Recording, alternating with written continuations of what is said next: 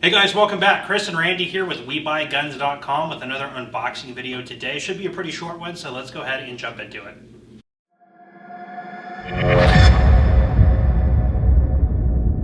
Hey Chris, first up we have one from a customer in Illinois. Thank you for sending it in. Let's see what's in the box. Alright, that should be good. Don't drop the baby. Alright, what do we have here, Randy?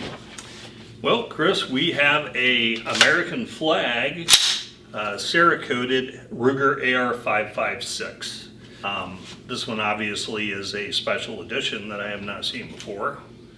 Very interesting. So when it comes to stuff like this, very special interest type of buyer is going to want a Cerakoted American flag Ruger AR-556. Those buyers are out there, but it pretty well limits the market on this type of stuff.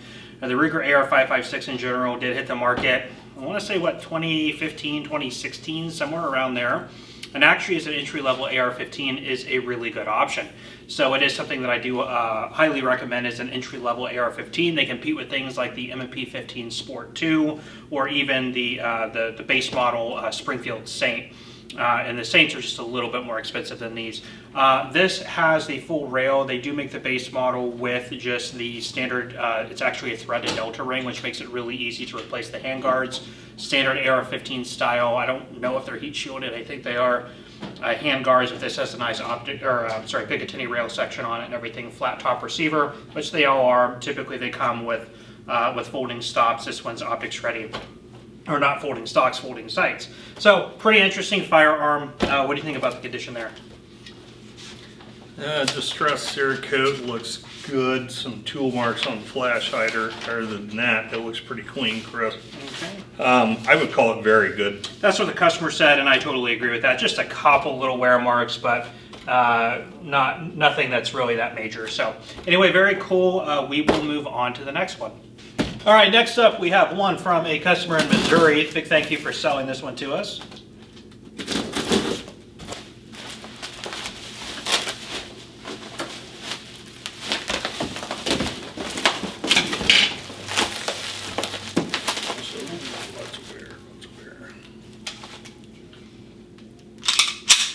All right. What we appear to have here is a Beretta PX4 Storm. This one here chambered in 45 ACP. Interesting thing is the footprint of the 45 ACP is not that much bigger. It may actually even be exactly the same size as the 9mm or the 40. This is probably, it says 9, it's a 9 or a 10 round capacity magazine, double single action.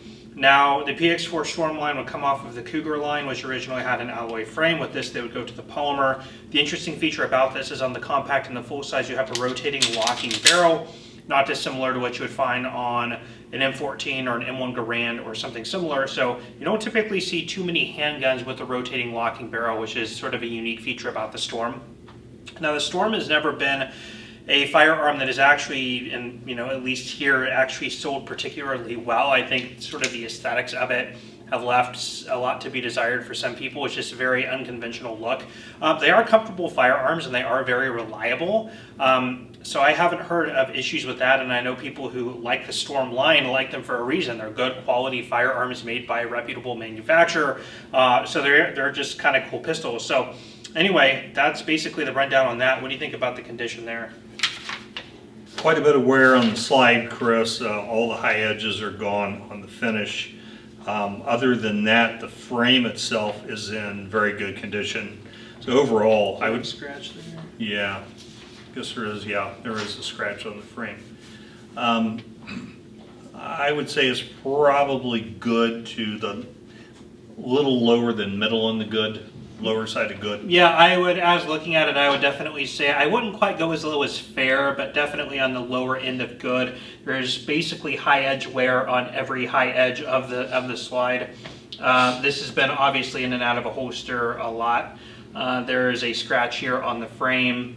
I mean, functionally and internally, actually internally it looks pretty clean. You don't have a lot of wear, finish wear, and internally, good disassemble it. The bore looks good.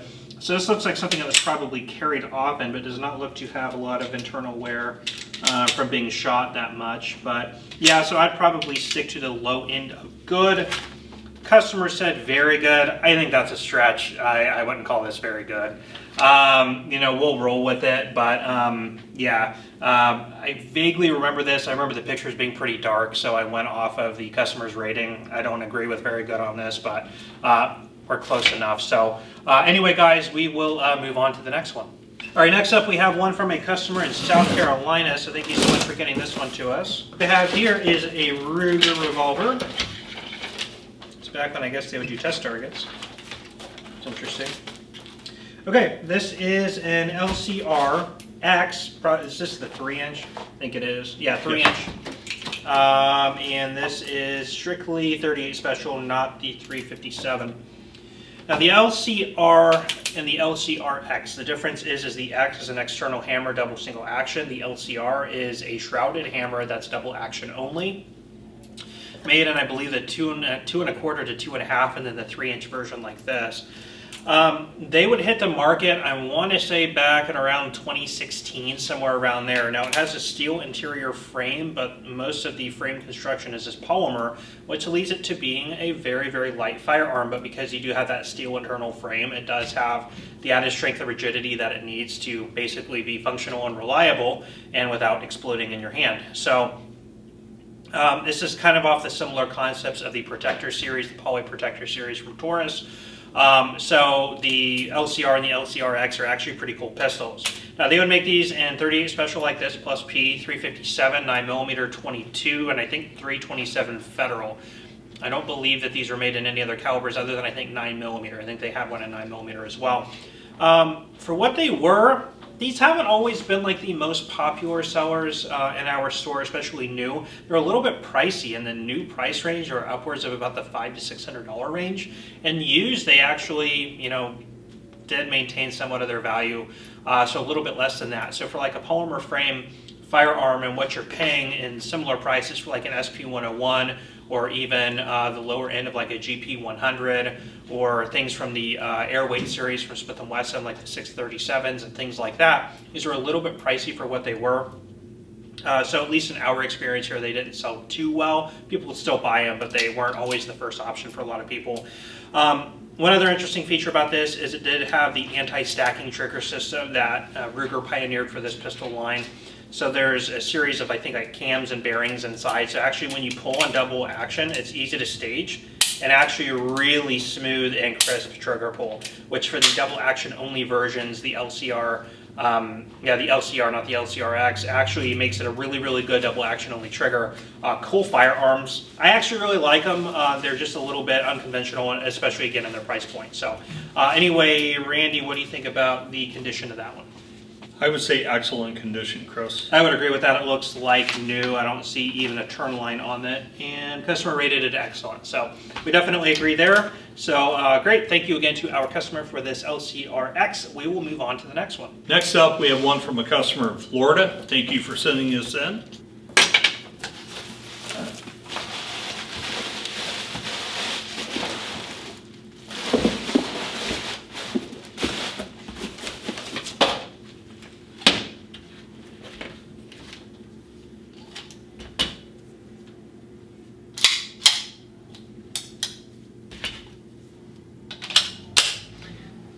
All right, Chris, looks like we have a CZ75 SP01 target.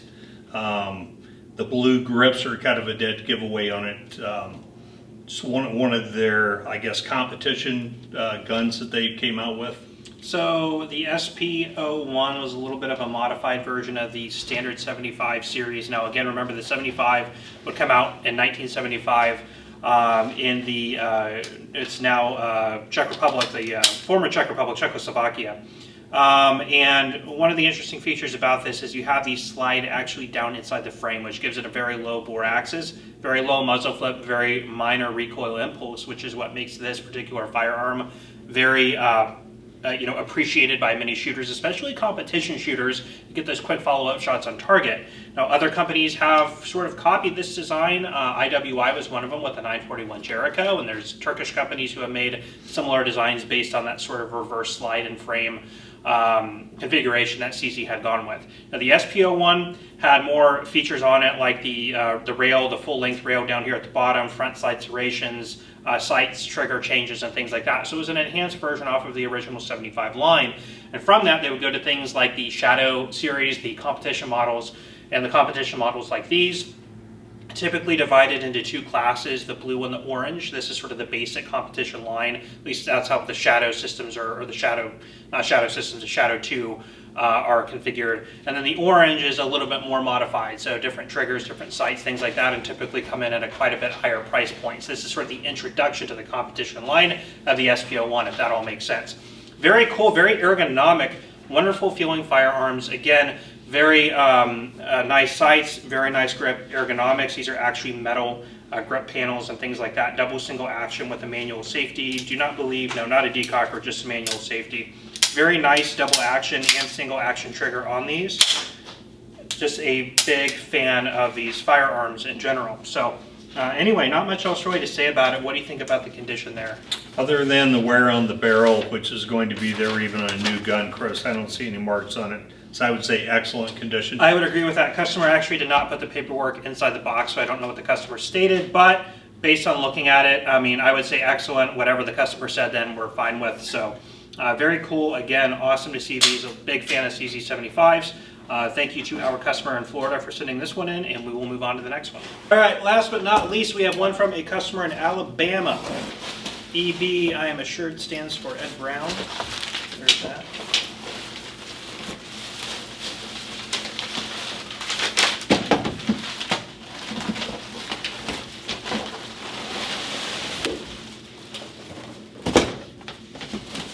All right, let's start with this. This is, I am guessing, an Ed Brown. If it's not, then we got a problem.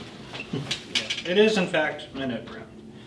Ed Brown, I don't know. I vaguely remember, God, I love that. Man, you guys can probably hear how smooth that is. That is just smooth. That is awesome. And it is a 9mm with the very iconic Ed Brown bobbed grip there. I think these were the original grips. These are G10s. What model is this? Did he say? I'm not It sure. doesn't say it on the gun, and I'm not as well versed in Ed Brown. Let's see, this is the Evo KC9 G4. Again, I don't know about the different distinguishing characteristics of the Ed Brown line. When it comes to Ed Brown in general, of course, is known as a premier premium 1911 designer and manufacturer.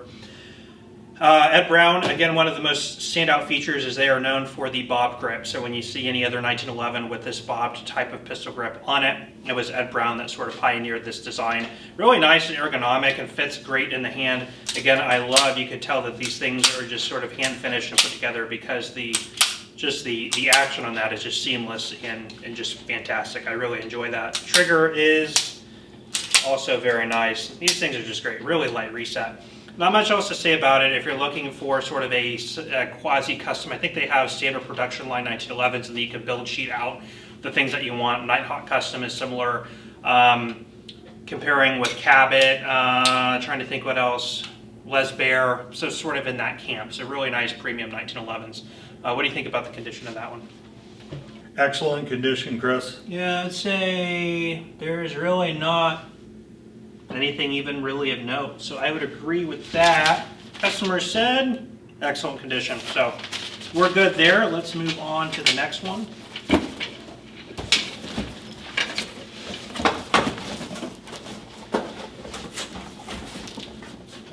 Okay.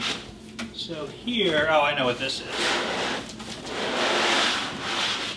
Here we have a presentation case. And we can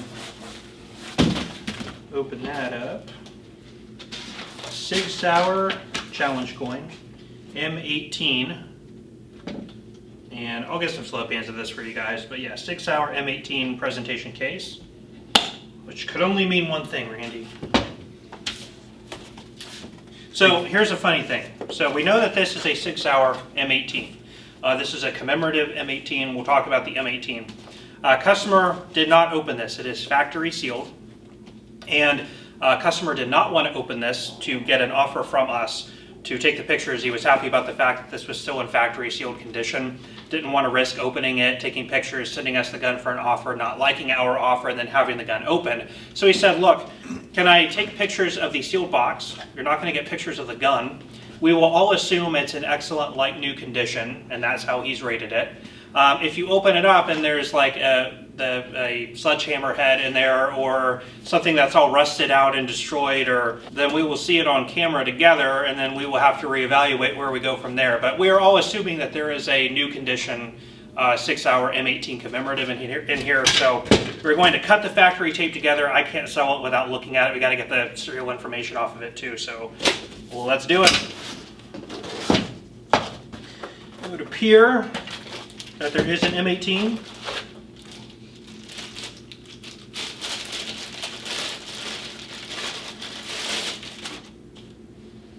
And I would say that it is a brand new condition, factory covered, oil covered M18 commemorative. So we're good to go there. So that's very cool, right there out of the box. So the commemorative, there's the 3 magazines still in their factory packaging, obviously. You saw it here right on camera. The M18 is the smaller version of the M17. What is the M17? Well, we start with the Sig P320. The M17 was submitted to the XM17 handgun trials by Sig as the Sig P320. One of the main sticking points about the pistol was its modularity. So you have a fire control unit, FCU, that is the serialized part. You can purchase that, you do your paperwork at your gun store, have it transferred, whatever you're doing. You can get the frames and the slides, and you can mix and match and configure how you wanted it to be. So as part of the modular handgun trial through the United States military, they wanted modularity as a core component of the pistol. So when Sig would submit the P320, that was obviously the modularity aspect of this that was the sticking point with this design. The United States military would obviously go on to accept the M17. The M17 is the full-size version of this. They would also adopt a compact, more scaled-down version known as the M18, which is this. So being the commemorative, I don't know specifically if this was, as far as the commemoratives go, I don't see anything particularly different about this than their standard production. Hey, how you doing? How's it going? Good. Hey, how you doing? Good. Transfer? Yep, pick up. Y'all, yeah.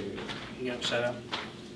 I don't see anything particularly different about this than the standard M18, other than maybe the serialization on the slide, and of course this one comes. Now I know not all of the commemorative versions come with the commemorative box, but this one has a commemorative box with the challenge coin. So pretty cool. Obviously, factory new condition. We're still going to sell it as pre-owned, but anyway, very cool firearm. Hey John. Hey John. What's up? John's taking care of a transfer. All right, guys, well, big thank you to our customer in Alabama for selling these to us. We're going to go ahead and leave you off there. I am Chris. And I am Randy. And we will see you guys next time. Check, check, Captain Crunch. Check, check, Captain Crunch. It's Valentine's Day, and I've lost that loving feeling, Chris. You are that loving feeling. Whoa, that loving feeling. Why do I feel like Goose and Maverick did better? Whoa, whoa, whoa. Randy, from now on, your name is Goose. But Goose gets killed.